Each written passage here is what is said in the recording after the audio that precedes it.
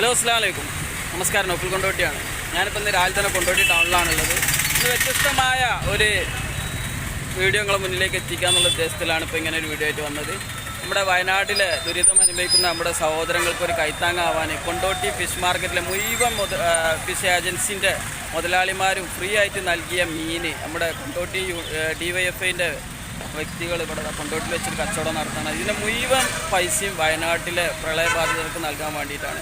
ഒരു നന്മ പ്രവർത്തനം ആര് ചെയ്താലും അത് ജാതി മതം രാഷ്ട്രീയം നോക്കാതെ നമ്മൾ സപ്പോർട്ട് ചെയ്യണമെന്നാണ് എൻ്റെ വിശ്വാസം. അതിൽ നന്മ ആര് ചെയ്താലും അതിൽ നമ്മൾ രാഷ്ട്രീയം നോക്കാനോ ജാതി നോക്കാനോ പാടില്ല. അതുകൊണ്ടാണ്. അല്ലാതെ ഇതൊരു രാഷ്ട്രീയ വീഡിയോ ആയിട്ട് ആരും കാണരുത്. ബാക്കി വീഡിയോ അപ്പോൾ കാണിച്ചു തരാം. ഇത് ഇന്ന് കൊണ്ടോട്ടിതാ നമ്മുടെ ബൈപ്പാസിൽ നടന്നൊരു വ്യത്യസ്തമായൊരു കളക്ഷനാട്ടോ. വയനാട് പ്രളയബാധിതർക്കുള്ള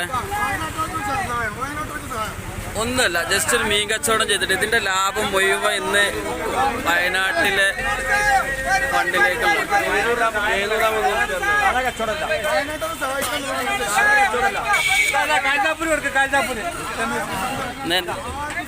നന്മ ആര് ചെയ്താലും നമ്മളതിന് സപ്പോർട്ട് ചെയ്യണ്ട. അതിന് നമുക്ക് ജാതിയോ മതമോ കൊടിയോ രാഷ്ട്രീയം ഒന്നും നോക്കില്ല. ഇതൊരു നല്ലൊരു പ്രവർത്തനമായിട്ട് എനിക്ക് തോന്നി. അപ്പോൾ അതിൻ്റെ ഭാഗമായിട്ട് ഞാൻ അതൊരു വീഡിയോ എടുക്കുകയാണ്. ഇതിലൊരിക്കലും രാഷ്ട്രീയം കാണരുത് കേട്ടോ.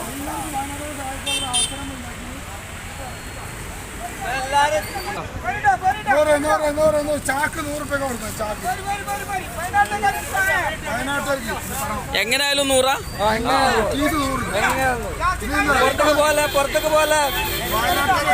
ഏതായാലും 1 കിലോ 100.